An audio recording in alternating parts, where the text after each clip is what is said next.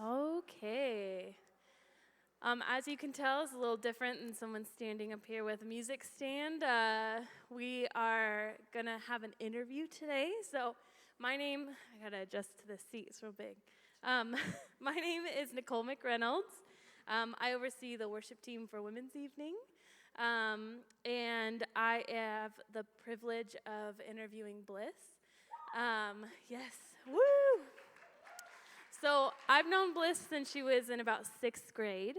I was overseeing the worship team in the youth when she joined in 6th grade. And then, we kind of went through youth together and went to lots of camps, had lots of good bonding moments. So I'm super excited to interview her today. I'll try not to give too many spoilers of her story. But Bliss, I'll let you talk. Can you tell us a little bit about yourself? So like Nicole said, my name is Bliss.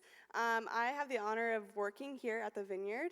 I actually have a picture of me and some youth kids at our last Youthsgiving event. So those are two of our girls. I love working for youth. I get to do the administrative side of everything. So I make all of our bulletins. I pretty much set up for all of our services. And I currently oversee worship as well. I'm passing that baton to Zoe, the one that drums. She's really, really cool and awesome. I have been married for a year to my husband, Roberto. I have a picture of that as well. He's pretty cute. We actually just had our 1-year anniversary last week, so that's pretty exciting. I've been at the Vineyard since I was born, but consistently since I was about 10 years old. And I'm currently going to GCU, and I'm majoring in mathematics for secondary education, so I want to become a high school math teacher, and my goal is to go back to my high school and teach there. So I'm really excited to do that. I start student teaching in January, which is like 2 months away. So that's really exciting. So yeah, that's a little bit about me. I feel like Bliss and I are, kindred spirits. Yeah. I'm also a teacher. Mm-hmm. I also, there's just so many things that... She also was a youth admin. Yeah, so. I worked in her job that she works in now. It's just so funny. So it's amazing. But so I know a lot about your story, and one of the things that we connected on originally were just our family circumstances. Do you mind sharing a little bit about that specifically? Yeah. So my biological mom got pregnant with me at the age of 18. She had me when she was in youth. Actually, Craig and Tammy were her pastors, and I've known Craig and Tammy since literally pre-birth, so that's pretty cool. My biological dad was never in the picture. I actually still don't know who my biological dad is. But when I was 7 months old, my stepdad came into my life, and he took on the role of a father figure to me, and I quickly called him my dad, which was pretty cool. But again, my parents were really young and they just didn't make great choices. So I didn't have a great or safe living situation. And so my family decided, after talking it over and thinking about it for, I'm assuming, quite some time, that my aunt and uncle, my great aunt and uncle, would be the ones to take me in. So at 22 months old, after all the legal guardianship and court and all the hearings, I became,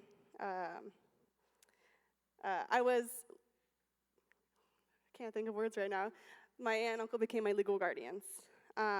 Soon after I had moved in, my parents became pregnant with my youngest sister, Melody.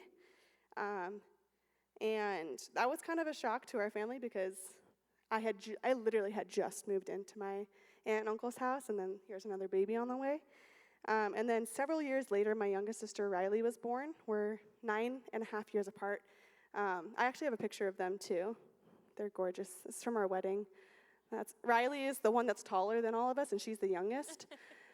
And then Melody is the one on the left. I realize that picture kind of cuts her off, but it is what it is.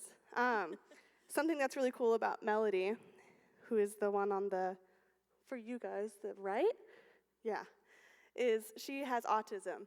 And that was always interesting growing up because we're only 2.5 years apart, actually, but mentally we were so much farther apart. So being her big sister was a big role for me. And so with the legal guardianship, I would visit my sisters and my parents on the weekends. And with that, a lot of guilt and abandonment issues started. I felt like I was abandoning my sisters because I was given a better life, a more safe and secure life with my aunt and uncle. But I also felt like I was being abandoned by my parents because my sisters got to live with my parents. And so that's something that I wrestled with a lot growing up. And yeah, so that was a big part of setting the scene, is that part. Okay, we're only on question 3, and I'm just telling you right now, I'm going to cry a lot.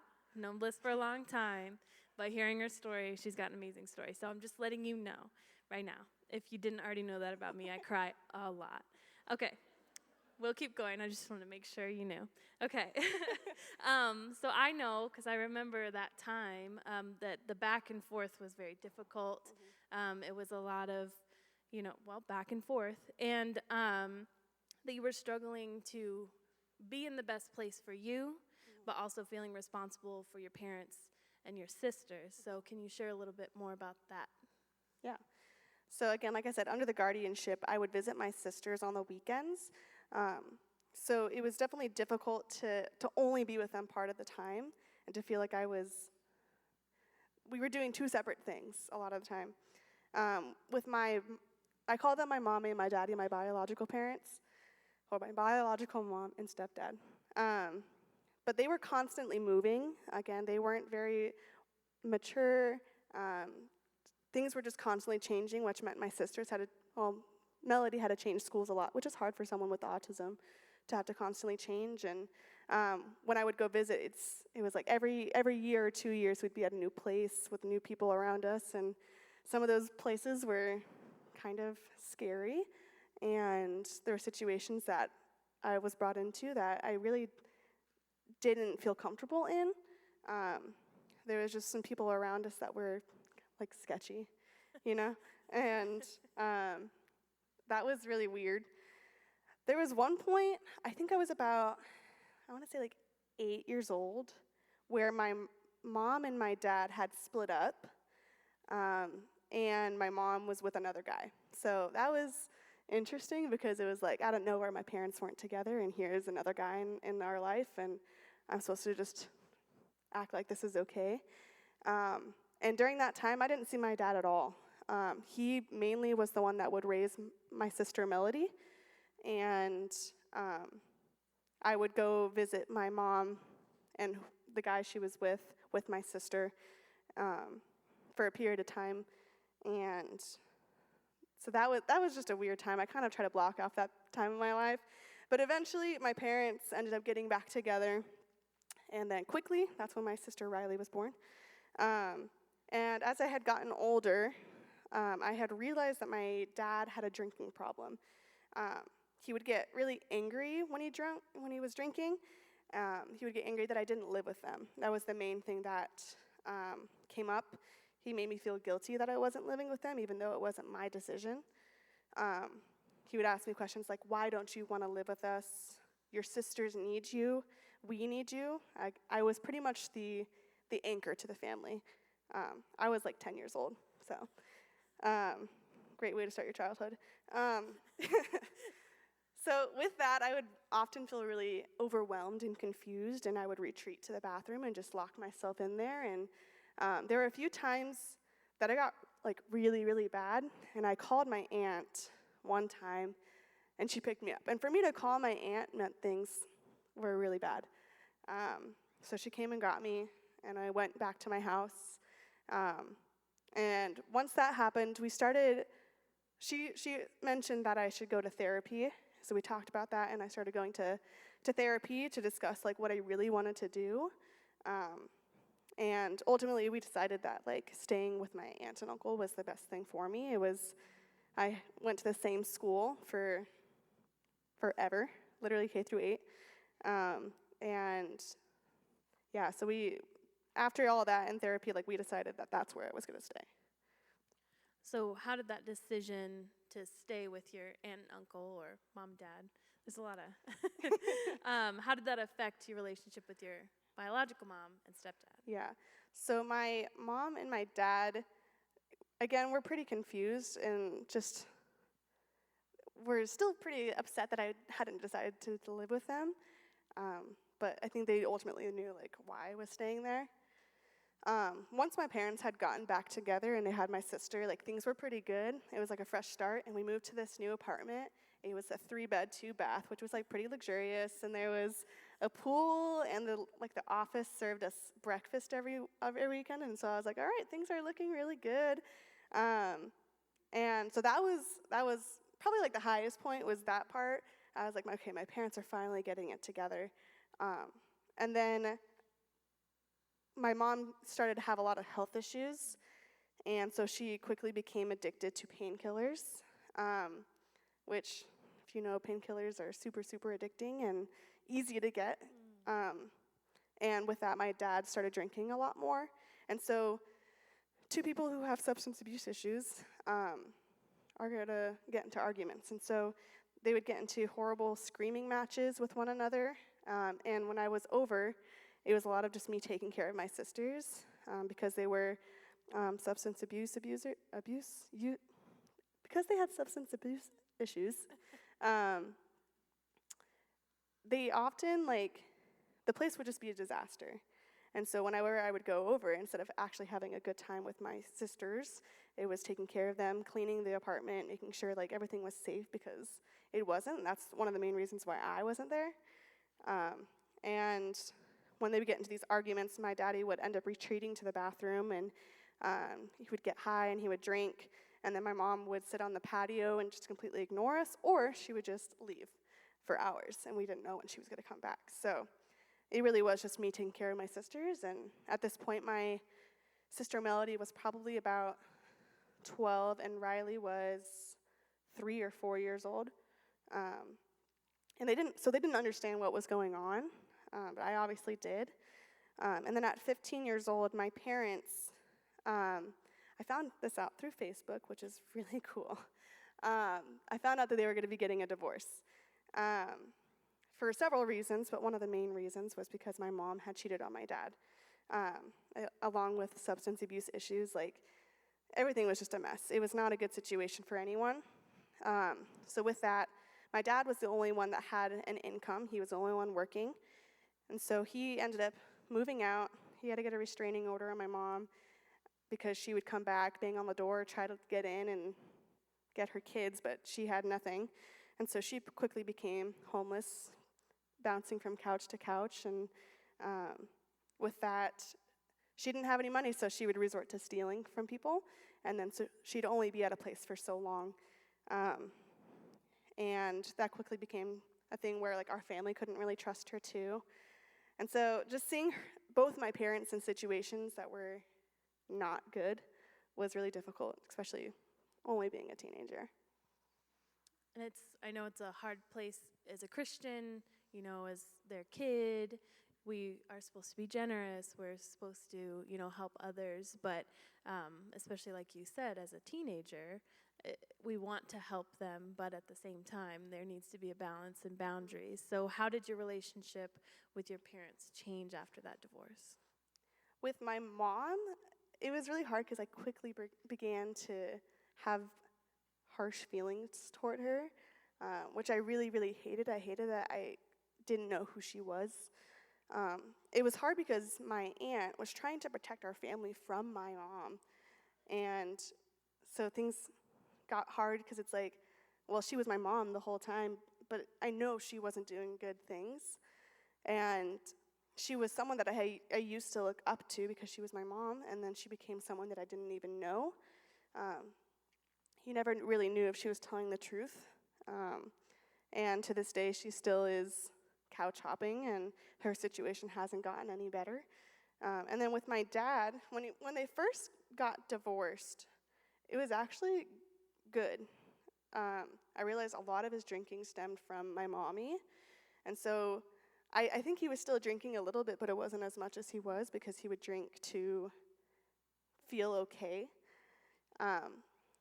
But once they got divorced, it was honestly really good for a long period of time. My sisters were happy. My sister Riley had just started preschool and was really liking it. But he did have a hard time being a single dad. Alcohol still was very present in his life, and over time, that being a single dad was really hard for him. And he would become someone that he wasn't when he would drink. And so once I got to an age where I was able to drive, and then eventually when I got to college, I made the decision to not visit as much. And when I did, I wouldn't stay the night because it just didn't feel safe there. And then as I got older, I learned that in order to build a healthy relationship with my sisters, it had to be away from my parents. So I try to intentionally plan time with my sisters and have them over at my place where I know it's safe. And so, yeah, that's kind of my relationship with them. Yeah. I know from my own personal experience, that it's difficult to have those typical roles of parents be lacking. And so for me, I was able to find those, or actually, I should rephrase that. God was able to fill those empty roles with people from the church. And what was that journey like for you? Yeah, so like I said, I started out in church, but at my house, my aunt and I were the only ones that were believers. And we lived in a very traditional house where, like, usually the guy is like head of the house, you know? And so we would just do what would make him feel comfortable, usually. So for a long time, there was a period of probably like 3 or 4 years where we didn't go to church. And so it became like my choice to want to go. And so I remember asking my mom, I was like, why aren't we going to church? And so we started going back. When we started going back, I joined the worship team for kids ministry. I started volunteering in the food bank, and my aunt and I, we started helping out with the His Hands and Feet ministry, which is a homeless outreach. And I got baptized by my food bank leader, so things were really good. I realized that God was going to be a big part of my life, and I knew he was going to do something big in me, and that he was the only thing that was consistent and constant in my life. He was a safe place, and so was church for me. So as I got to youth age, I joined the youth group. I joined youth worship. And Nicole won't say this, but my voice was horrendous when I first started. It was pretty bad. I sounded like a boy. But I regularly attended throughout high school and middle school. And I actually invited my now husband in 7th grade to youth group. And we've been going together ever since. We started dating in 7th grade also, which is pretty cool. And some people that were like big influences for me in youth were Tammy, which I see her over there. Hi, Tammy. Salwa Mata, and then Nicole. I actually have some pictures of us. This first one is me, Nicole, and Jess, which is also, she's over here. Beautiful. This is my first camp I went to. Yeah, this next picture, here's a warning. I was really weird. So everyone else is smiling, and then there's me. I was the kid that hung out with all the older kids because, like, all the kids my age sucked. And so,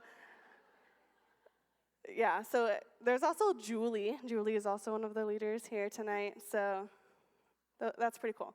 So those were some people that I definitely turned to, and I had made it a point that being at church was going to be really good for me, and worshiping God through everything that was going on was going to be a huge part of my life. Yeah, as we were here today, I was just reflecting on, like, it's just funny how we go through these, like, I mean, it makes me feel old because I was Julie and Jessica's youth leader, and now they're here, like, serving in women's ministry. I'm like, oh, I won't tell you how old I am, but it's just amazing how God uses these relationships, and he just continues, and it just, you see it from, like, generation to generation. We're not that far apart, but, I don't know. you know. But it's just a testament to, you know, how good God is. So, so as you got older, and you had more responsibilities, I know you mentioned, you know, going to college and all of these things. You know, you've been in a very long-term relationship since 7th grade. How did that change your relationship with your family? Yeah, so I knew from a young age that I had to make the choice to be different. It wasn't just going to happen without God and without my effort. And so I dedicated a lot of my time to my grades. I was a really good student. I stayed out of trouble purely because if someone told me I was doing something wrong, I would cry. So in high school, my senior year, I was my school's valedictorian, and I received a full tuition scholarship to GCU, which is pretty awesome. And then also being a first-gen student was a big success for me, and I trusted that God was going to do something awesome out of that. And then also with my relationship with my husband, again, I said we started dating in 7th grade, which most people will say like middle school relationships are stupid, which I would say it usually is.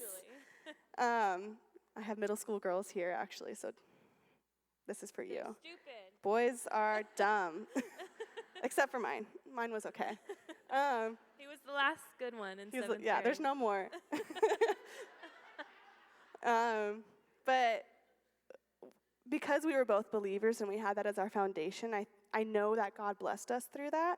We chose to follow God and lead in what God wanted for us. And it might be TMI, but I think it's a cool thing to talk about. We both waited for marriage.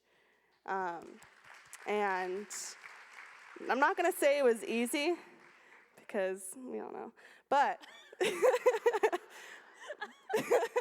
but I know that sorry. I know God blessed us through that, and just knowing that we are the ones for each other truly like made our relationship what it is. So 8 years strong.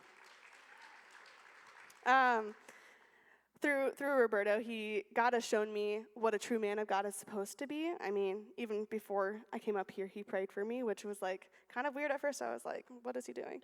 But I know it's what a good godly man should do, and God has gifted us with our own place, a place that I can have my sisters over at, and it's a safe place for them. And ultimately, like I said, just I made the choices to be different, and through God, those things were possible. So you mentioned, and it's obvious, that God has blessed you, but that things still aren't easy by any means. So can you share how things are going now? Well, I'm not going to say things are easier. Since learning about this message, I've actually been having to go through a little bit of a hard time with my parents. They're still not in a good place, and my husband and I are looking into potential legal guardianship of my sisters, which I'm 21, my husband's 22. It's kind of crazy to have taken some teenagers, but also I know that whatever happens, that God is going to be in the middle of it, and we just got to trust him with that. My parents are still addicts, but a good thing through everything, for a long time, I didn't think I needed therapy. I was like, I'm going to do this on my own. I got God, which God is great. I am not saying he's not, but also therapy is a great thing too. I'm learning through therapy that it's okay to set boundaries with my parents, which I didn't think I was allowed to do because they were my parents. I had always been a support system for my parents. My dad would come to me about problems with my mom, and my mom would come with me about problems with my dad, and I'd have to figure out a solution, and I'm like, you guys are adults. I am literally 15. So, a wise 15, but yeah, I was like an your old job. lady, pretty much. But ultimately, it's allowed me to see, and this might sound bad, but to see what I don't want. And I don't think that's a bad thing. I think that God uses everything for a purpose. Today, I was actually walking on campus, and Romans 8:20 is a verse that always pops in my head sometimes, but today especially did. And it says, God uses all things for the good of those who love him, who are called according to his purpose. And with that, he's not saying he causes all things, but he will use everything for good. And although the situations that I have gone through, and again, I'm only touching on the surface of everything, but I know that everything that has happened has been so I could be here, talking to you guys, and just being a source for people around me, and ultimately just, I think, especially with my sisters, trying to show them what a good parent could be, because they don't really have that as an example. So, yeah. Yeah, I think you're definitely a testament to that, and I haven't gone through the exact same things, but that's one of the reasons why we connected, was because of what I had gone through. God was able to use that to connect us, and even though, like I said, we didn't go through the exact same thing, we would pray together, we would talk, and I would try and give you as much advice as I could, and God does use each and everything, even the things that we wish would have never happened. He can and He will use those things. So I just love finding that full circle. It's hard in the midst of it, but on the other side, and seeing, how many people, how many girls that you've touched their lives because of what you've gone through is just, it's awesome. So one of the things that stuck out to me when you were talking, and when, even just when we were practicing, like, the Lord uses every single thing, and I just love it. But when you were sharing, it just really brings to mind that we don't have to continue the lives that our parents set up for us. A lot of times we're put into situations because of just the circumstances, and we have these chains, we have these things that we feel like, oh, well, my parents were addicts, so I must be an addict. Or, my parents got divorced, so, well, that just must be what's going to happen for me. But God says no. He, dang it. He breaks those chains, and so we don't have to live the same way that our families lived, or the things that were set up for us. So that's what stuck out to me as you were talking. Yeah, and I just want to land on this, is we can get stuck in this idea that if our upbringing or our current situation isn't ideal, that we can't be successful through God. And I just want to say, that's a lie, because we can make the choice to have Jesus as our center and to make our own legacy, a legacy that leans on Jesus and His Word, a legacy that can push us to be better people and to love others and to put others before ourselves and to break the mold and be different than what we were born into, or situations that just didn't make sense to us. For me, I made the choice to not dwell on my circumstances, but because ultimately I had no control over what happened in my life, and what my parents chose. But I used my circumstances as motivation to be different, to be set apart. And you guys can do that too. God is so good, and there's nothing that He can't handle. So I don't want you to feel like because my situation is different than yours, or yours might be even harder than mine, or even less, but everything is important to God. Yeah. So I don't want you to let your past or current situations define who you are or who you're going to become, because God can change that in an instant. So we need to take our situations, we need to give them to God, and know that God is going to take care of you and bless you in ways that you could never imagine. That's if you trust Him and put your faith in Him and allow Him to do only what He can do. So I'm going to leave you with this question. What is your legacy going to be? So Heather's going to come up and do some fun stuff. Well, thank you, Bliss, for sharing with us.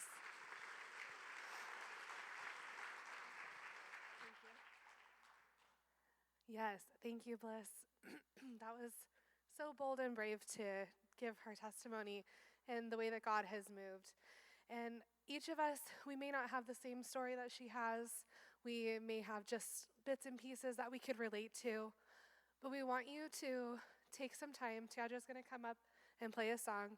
I want you to take some time with the Lord and see what it is that He wants to point out to you in this, whether it's a healing that He wants to do, whether it's something that you didn't even know was on your heart, whatever it is. We want you to sit with the Lord and see what He has for you today.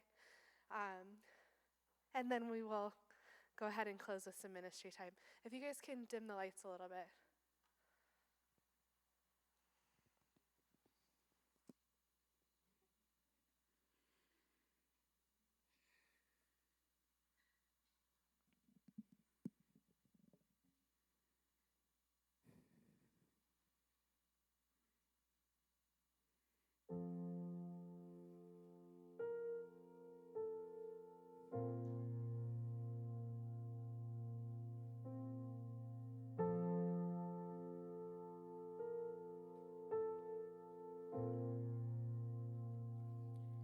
I love you, Lord.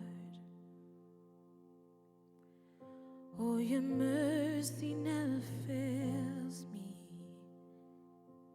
All my days I've been held in your hands. From the moment that I wake up until I lay my head, I will sing of the goodness of God. All my life you have been faithful. All my life you have been so, so good. With every breath that I am able, I will sing of the goodness of God.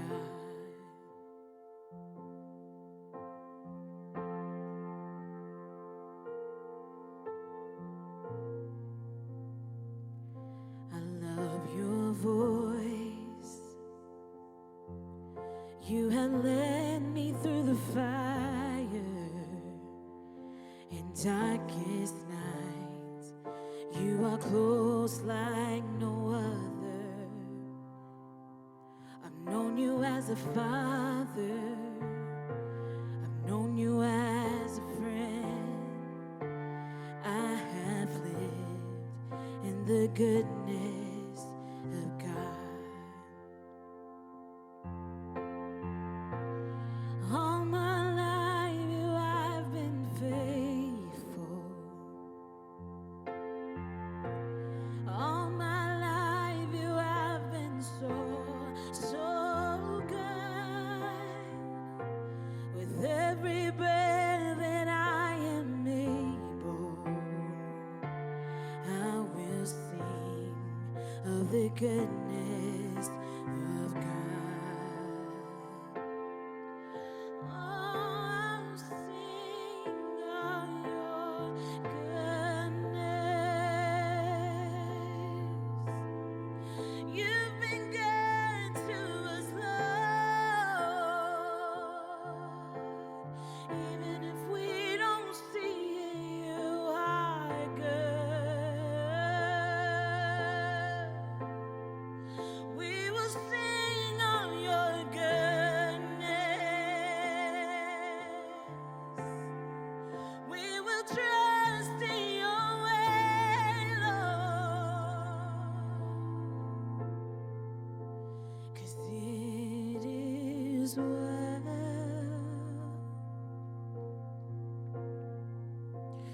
with our souls.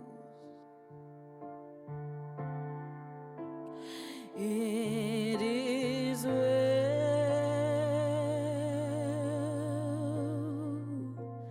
with our souls. Oh yes, in your hands it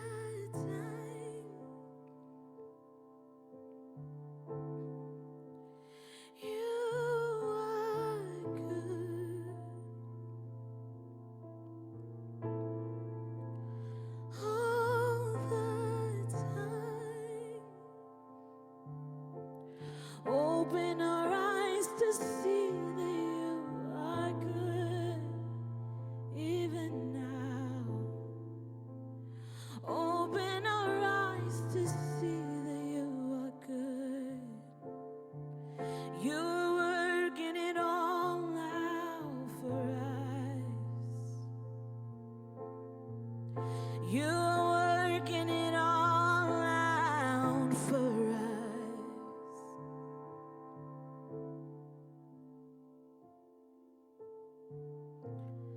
All my life you have been faithful. All my life you have been so, so good. With every breath that I am able, I will sing of the goodness of God.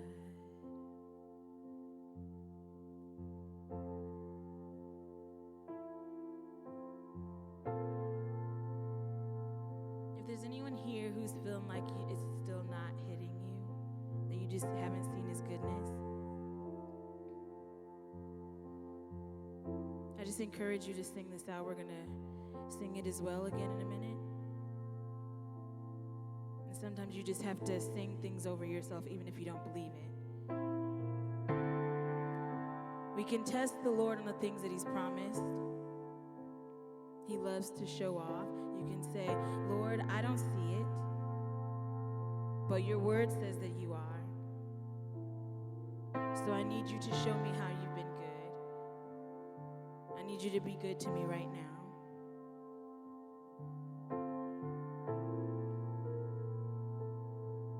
Let's sing it as well. It is well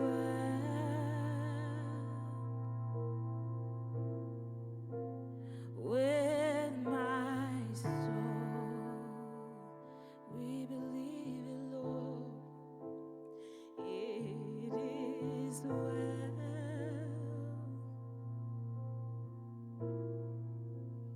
with my soul.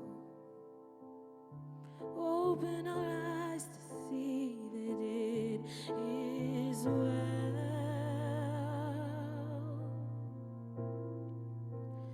with my soul.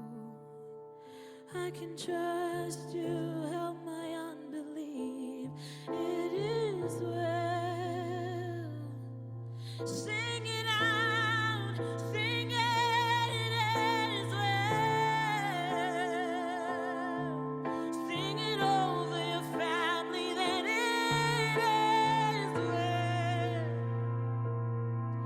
Sing it over your job that it is well. Sing it over your womb that it is well. Oh Jesus, you said it is well.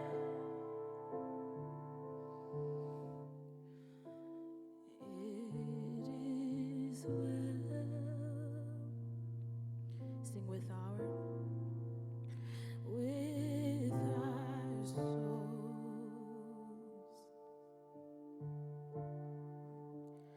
It is well with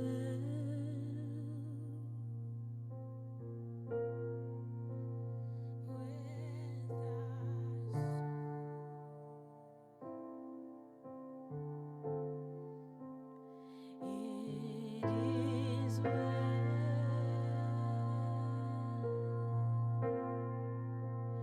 with our souls.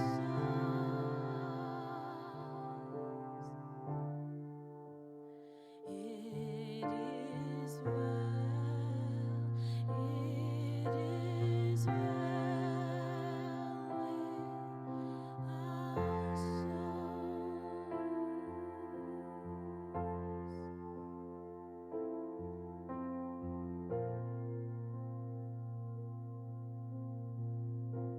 If you're already getting prayer, go ahead and still continue. If you need prayer for anything that came to mind, please come up to the front. And if our prayer team could come up to the front as well. And I feel like there's a couple groups of women that the Lord really wants to minister to tonight. One of them being the group that is running from the healing, that is afraid of what that looks like. And the Lord wants you to know that He's going to walk with you through that, scary as it's going to be and as hard as it may seem, he's going to walk with you through that in every step. I also feel like the second group is, there's a group of moms who are either currently healing while trying to raise their children, or there's the ones that just are future moms or current moms who just don't want to repeat the history of their family. And the Lord wants to talk to you tonight as well. So if either one of those groups feel that, come up to the ministry team.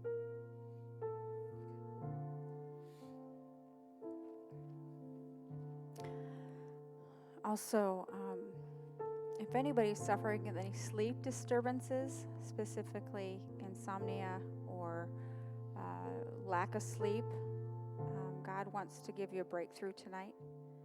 So to come up and get prayer for lack of sleep or not being able to fall asleep. Also, if anybody has any hip issues, to come up for prayer for healing. And God wants to heal. Also, there's one other thing that either you're saying to yourself or you said it, that my issue's not that big deal. Those specific words, it's not that big a deal. It's not that important. God says it is. And he wants you up here because he wants to give you all the things that you're asking for. So it's a big deal to him. So come up and get some prayer. Similar to what Kim said, I feel like the Lord has been saying to me, and I think that he wants to say to you as well, that he sees your pain, that he's with you in it. He's not watching from above. He's sitting with you in it. He feels your pain. He understands, and he knows what you're going through, and he cares about it. Every tear, every hurt, that he knows about it, and he cares about you. And one of the things that he's been speaking to me recently is that it's from a song. I didn't make it up, but that we can hold hurt and we can hold hope in the same hand. We can feel hurt, we can be sad, we can feel upset and disappointed, but we can also have hope. So Lord, for each and every one of us here, Lord, bring us hope. Hope in the promises that we're waiting for. Hope in new life, God. Hope that whatever we're going through will end and that we will come out the other side. Lord, give us hope. Remind us of your victory. Remind us that you care for us, God. That you're here with us now and nothing is wasted that we've gone through, that we're going to go through. You have prepared each and every one of us for this moment. For those of us that this is our moment to break those chains, Lord, give us the courage to receive prayer, to declare your victory over the things in our lives that hold us down. Lord, we say yes to you and who you want us to be, not our limits, Lord, but who you have called us to be. Lord, we thank you for who you are, for what you do in our lives, for the places that you're going to take us, for the places we've been even. Lord, give us courage to step out and receive prayer today. Lord, we thank you for who you are.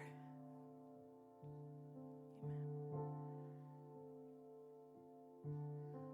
I'd like to encourage you all to come up and get prayer. For those of you who don't need prayer, we hope that you had a great night and that you were ministered to and that you have an awesome rest of your evening.